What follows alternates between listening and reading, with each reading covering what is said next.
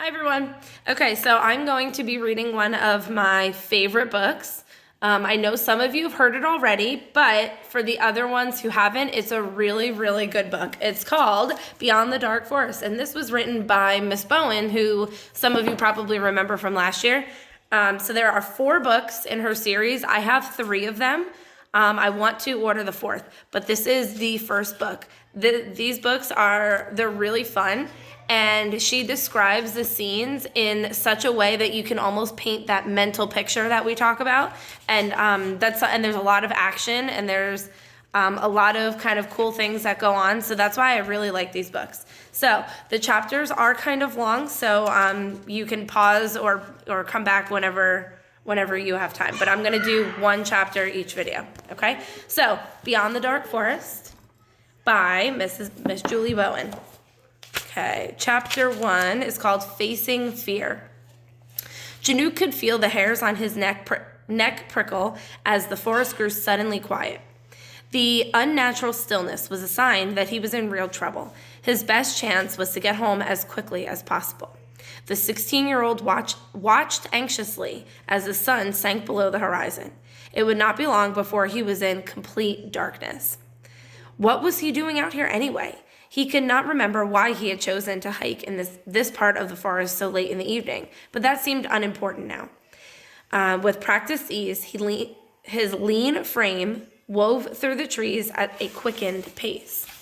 Janook was no stranger to the dark forest. He knew there were a number of hunters that could be tracking him, none of which he wanted to confront. Out of the corner of his eye, he caught a movement among the treetops. His predator was closing in. Janook felt like running, like sprinting to the safety of his home. He was fast and athletic, so he might just make it. An uneasy feeling crept into his consciousness, cautioning him not to run but to take cover. Janook debated momentarily before hearkening to the internal warning. He sidestepped off the trail and concealed himself under a low-hanging tree limb. In the eerie silence, Janook's breath seemed much louder than normal as he waited. No one knew all that was hidden within the depths of the forest. Not even Janook's father, who had been known as a great survivalist, had explored all of its dark mystery. Pulsating, breathing, growing, it was a living thing. His father had taught him how to survive, to adapt, to change, and not to resist the natural flow of life. He could sense all that was happening around him, from a family of squirrels hiding anxiously in the hollowed-out log to the birds that watched him in the treetops. As he waited for some unknown danger to appear, Janook wondered if he was being overly cautious. Maybe it was all in his mind. Just as he was about to step back onto the trail, a dark outline appeared in the sky, circling the treetops above him. Janook's blood ran cold. His mouth was dry and his heart began to pound as he recognized the most deadly hunter in the forest, a screecher. Janook became conscious of the fact that his hiding place was not a good one. He was going to have to make a move or be discovered. But where would he go? There was little cover in this part of the forest. The black cat-like creature tracking him. Sorry, let's start that sentence over. The black cat-like creatures tracking him were unpredictable and deadly. The sly hunters were intelligent and calculating. They were able to adapt their hunting strategy to that of their prey. Measuring 7 to 8 feet in length with a 12-foot wingspan and weighing anywhere from 600 to 700 pounds, the creatures were formidable. For animals so large, their agility was frightening. The dark forest was a dangerous place, so the elementals mostly kept to the cities. Only the elite and the Karakin's guard and the Drek dared to venture into the trees. The Drek had no other choice. The forest was their home, and the Karakin used the elite to keep an eye on the Drek. The deeper one traveled into the forest, the greater the danger and the greater the chance of running into a screecher. Few people had come face to face with the screecher and lived to tell about it. Janook was one of those few. Janook winced at the memory flooded his consciousness mind, unwilling to be held back any longer. His mind flashed back 7 years. It was dusk, and he and his father, Lundor, were just returning from one of the many days they had spent together in the forest. His father had been teaching him about several varieties of vegetation and their uses. As they headed for home, Janook strayed from the trail to chase a rabbit. Lundor had warned Janook to stay close. But it was just a momentary impulse, and he had not planned to go far. After losing the rabbit in a ravine, Janook started to climb up the trail, only to be struck from behind. He felt a ripping pain on his shoulders as razor-sharp claws lifted him off the ground. Looking up, he saw a winged creature, black as night, lifting him into the air. Watching the horrific scene unfold from the ledge above, Lundor did not hesitate to leap onto the mighty beast. The creature hissed and bit at Lundor, but he held firm, wrapping his huge arms around its neck and in a stranglehold.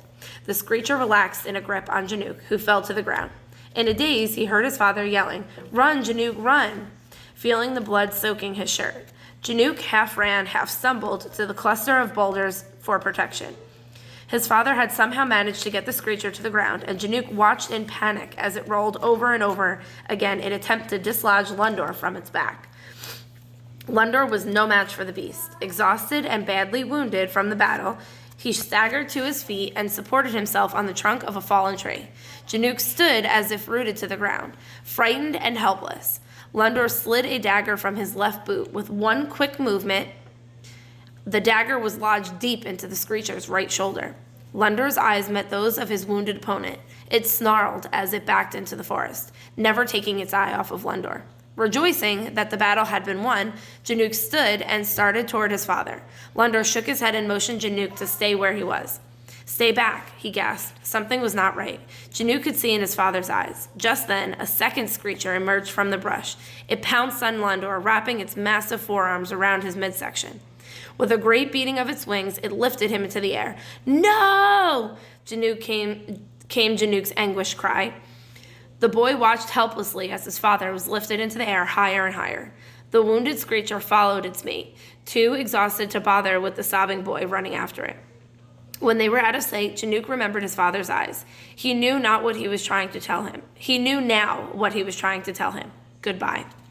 His father had known how his story would end the moment he saw this creature carrying his son away. He had not hesitated, but traded his life for the life of his only son. That was the last time Janook had seen his father, and he had blamed himself every day since then. If he had stayed on the path, his father would still be with him. If he could have lived that moment again over, he would.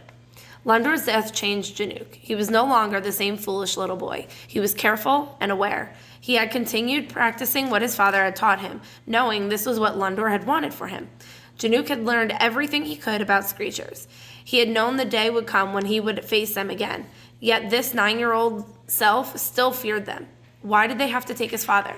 He pushed the question from his mind and focused once again on the danger he faced. A voice in his head rationalized the improbability of meeting the same creature twice, but his instincts told him that the creature that had taken his father was out there, hunting him now. Goosebumps sprang up on his arms as if to confirm his fears. It was stalking him, tracking his every move, and waiting for just the right moment to attack. Janook pushed a lock of his dark brown hair behind his ears. His ice blue eyes panned the surrounding trees for movement. His ears strained to hear the smallest sound. He needed a place to hide. But where would he go? Where would he be safe from a creature? His eyes searched for safety among the scattered trees, but found none. Was escape really possible? He had to believe he would survive this. In the forest, attitude was often the only difference between life and death. Janook studied his surroundings, mentally planning his next move, his eyes hard with determination. He had grown up here and was familiar with the area. Scattered trees, a few stumps, and fallen logs littered the rocky hill not too far from him. His eyes settled upon the lower overhanging midway of the slope. The small cave looked different in the wanting light, different than he remembered. Tree roots grew out of the opening, making it difficult to access, but they also concealed the entrance. That might be what he was looking for. Janook had nearly forgotten about his little hideaway. Years ago, he had been hunting and found shelter there from a rainstorm. It was not the perfect hiding place. There was only one way in and one way out of the cave, and he remembered it being snug, and that was before his recent growth spurt. He wondered if he would still be able to fit inside. If he could reach the cave without being detected, maybe he could hide there until the screechers gave up the hunt. It was wishful thinking at best, but he had few options. Janook mentally reviewed what he knew about his enemy. Screechers were pack hunters, usually one in the open and another one in hiding. Its primary hunting strategy relied upon the movement of its prey. A screecher often intimidated prey out of hiding with aggressive diving techniques. The prey, fearing it had been seen, would attempt to outrun this creature, but this was a fatal mistake. Janook knew more than most about these creatures that were hunting him. He knew the creatures wanted him to run, so that he would have to move very carefully. He knew he could not outrun them, and there was nowhere he could hide they would not eventually find him. They knew he was here, and creatures rarely gave up on a hunt. He hoped the cave was as sturdy as he remembered. It was time to go. Janook meddled in his surroundings as he crept on cat feet toward the hill. His earth-toned clothing and sun-browned skin made him appear to be an extension of the forest. He stayed low and kept to the trees whenever possible. His father had taught him how to survive the dangers of the dark forest. To stay alive, he must not only visually blend in, but mentally fuse his environment. There was a rhythm of life playing out around him, and he had to become part of it to remain undetected. His breathing, the beating of his heart, his very being must be in harmony with all around him. He must become one with his surroundings. If successful, Janook could almost disappear. He knew his father's training was the only thing keeping him alive. When it came to screechers, the prey rarely knew it was being hunted until it was too late. Thus far, the predator had not been able to determine his exact location, and Janook planned to keep it that way. Oh, the screecher knew he was here. There was no question about that. Screechers could sense their prey, just as clearly as Janook could sense them. But for now, it was still searching, and that meant Janook was safe. An ear-deafening screech pierced the night air. Janook melted to the ground and slid under a rotten log just as the screecher dove into the brush not far from where he lay. The animal snatched up an unlikely rodent and then scanned the area for movement. Sniffing the air, the animal trained its eyes on the rotten log. Crouching, it slung towards Janook's hiding place. Conscious of every breath, Janook slowed his breathing until he almost didn't breathe at all. His survival depended on his ability to remain calm. Waiting, willing his heart to maintain slow, methodical beats, he listened. He could sense with each beat that his predator grew nearer. A distant screech cut through the tense silence. With a mighty beating of wings, the creature was gone. Janook had to get to that cave, but he had to be cautious. If they located him from the sky, one swift dive would end the hunt in seconds. He would have little time to react. They were too quick. Breathe. Be patient. Just a little longer. Now! Janook rolled out from the log and took shelter under a tree that had been twisted by violent winds that now grew horizontally along the ground. He could see the cave clearly now. He was almost there. Janook caught a glimpse of several screechers in the sky flying in wide, sweeping circles. There were more of them now. They wanted him to run, to give away his position. He eyed the cave, longing to be safe within its confines, but knew he must wait until his instincts told him to go. Any sudden movement could be detected by the screecher's keen eyesight. He knew he had been lucky to make it this far. Just then, a screecher dove with lightning speed towards Janook. Its deafening scream eased all other sounds. Time slowed as Janook's thoughts raced. They had found him. His fear told him to run, that despite his care, they had located him. There was no way of knowing for sure whether he had been seen or not. His logic pushed through the panic. If you run, you die. This, he knew, without a doubt. He forced himself to remain perfectly still. The creature sped down towards him, and Janook felt the rush of wind from its wings ruffle his hair. Just when it seemed as if he would feel razor-sharp claws dragging him out from under the tree, the screecher pulled up. The beast hovered momentarily before disappearing into the treetops. Feeling a wave of relief, Janook let out a long, slow breath that had been too close. Next time, he might not be so lucky. Two screechers landed near the rotten log where Janook had been moments before and sniffed the human scent. Eyes narrowed, they walked toward Janook's hiding spot. Janook knew he was going to make a break for the cave and that he would have to run faster than he had ever run before. You can do this, he whispered to himself.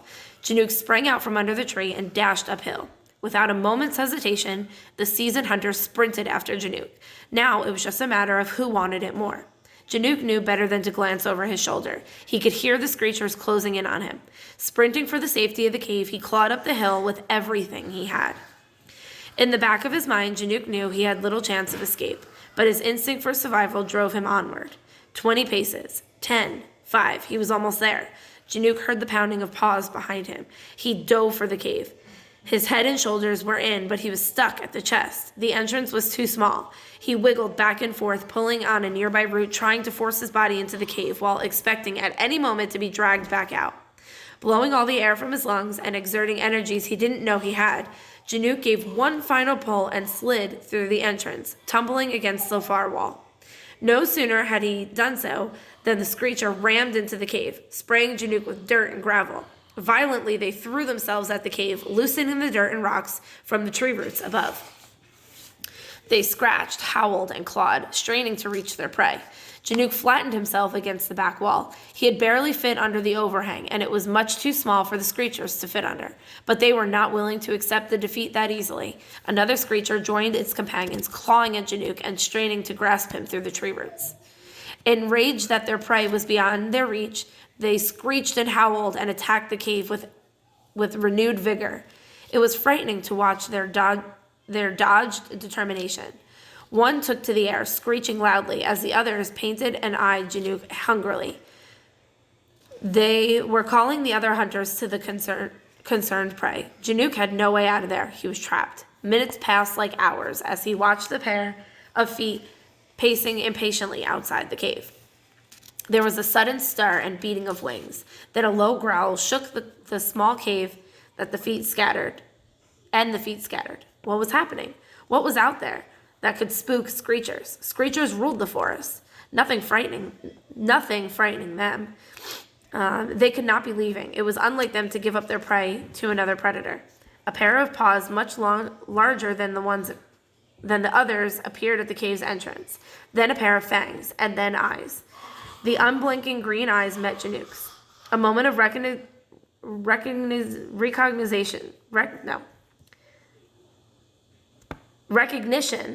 Sorry, it's kind of late. A moment of recognition passed between them. Janook looked to the screecher's shoulder, knowing that he would find there. The long rope-like scar only confirmed what he already knew to be true. This was the screecher that had taken his father from him. His heart raced in irregular beats. Ava, stop. Sorry. His heart raced in irregular beats. Their eyes devoured Janook in one glance. With eyes never leaving Janook, it began to dig, furiously clawing dirt and rocks from the cave's opening. The small barrier of roots between Janook and the screecher splintered and broke under the creature's massive claws. It was having much more success than the others had. The opening to the cave was steadily growing larger. Janook pressed his body against the back wall of the cave to avoid the reaching claws of the screecher. His heart pounded in slow, hard, painful beats. It was only a matter of seconds before the screecher had him. He needed a way out of here. If only there was an opening in the rock, or if the rock were thin enough to break through. Even though he thought desperately to himself. He kicked the wall behind him, frantic to escape, and surprisingly, the rock crumbled and fell to an opening below. He was amazed to discover a crevice large enough to contain his entire body. Janook kicked the wall repeatedly, breaking away as much rock as he could. The screecher saw what was happening and rammed itself at the opening. It tried squeezing its bulk through the entrance again. It was tight, but it was using its powerful hind legs to push its way into the cave. Janook managed to make an opening in the rock just big enough for his wiry frame to slide to his feet. The screecher saw its prey disappearing and made one last powerful lunge into the cave. The beast swiped at Janook's retreating form as he slid down into the safety of the gap. Angrily, the beast bellowed its frustration and then struggled to dislodge itself from the tight cave. Janook found himself in a narrow hole not much wider than he was. The only light came through the hole above.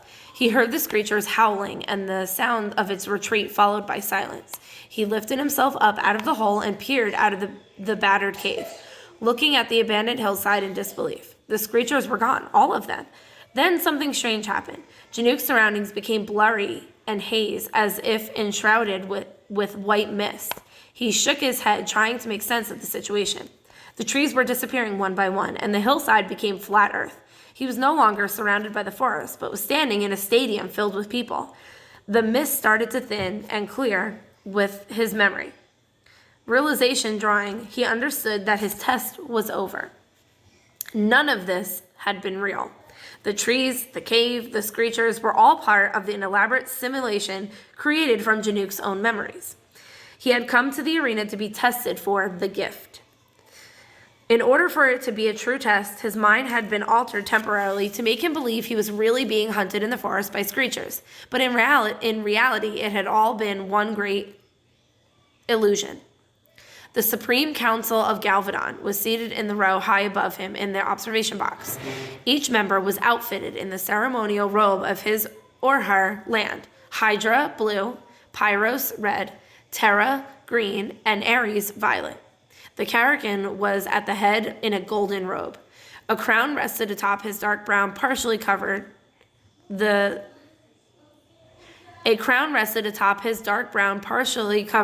silver hair at his temples. He had a striking appearance with a pointed black beard and thin mustache that defined his features attractively. The audience was murmuring in confusion about the peculiar end to this challenge. The Drek are not supposed to escape. He was supposed to get caught. How did he escape? They whispered. This is not supposed to happen. The screechers gave up. The Drek got away. Unheard of, bellowed another. Impossible, claimed another. One elemental stood and cried, Great Karakin, how did this happen? Something is wrong with the test. The Drek are not supposed to escape. The fear always prevails. The murmuring increased. Everyone knew that Drek did not have the ability to shift the elements. Only the elementals had the gift. It was simple entertainment to test the Drek, an entertainment that all of Galvadon looked forward to when a Drek turned 16. It usually was a highly amusing sport, but today's challenge had been a disappointment. The Karakin stood, and the onlookers quieted as they waited for his pronouncement. His authoritative voice rang throughout the stadium. People of Galvadon, nothing is wrong with the test. All has gone as should. You see, he paused as his mind raced to supply an explanation that would appease the crowd. He was just as perplexed as they were. He must keep this strange occurrence a secret until he had time to figure out exactly what had gone wrong. That Drek should not have escaped. The Karakin's eyes brightened as a thought came to his mind, and he continued. I grew weary of the stalemate and decided to provide a surprise ending. Was it not entertaining? Uncertain murmuring started again. I do apologize if it was anticlimactic. I promise that I will not interfere next time, but for now, let's move on with the ceremony. This pacified the Galvadonians, and the murmuring died down. The Karakin looked down at Janook. Come forward, Drek. Janook reached down to pick up what was remaining of his shredded vest that lay on the ground, only to find it whole again. He slid it on. As he brushed the dirt off his legs, he noticed all his scratching and bruising had vanished. Or had they ever really even been there? He turned to face the council with his eyes settling on the Karakin. The Terran councilman stood, his green-fringed robe blowing about him. He barked down at Janook. How dare you look at the Karakin in the eye, Drek?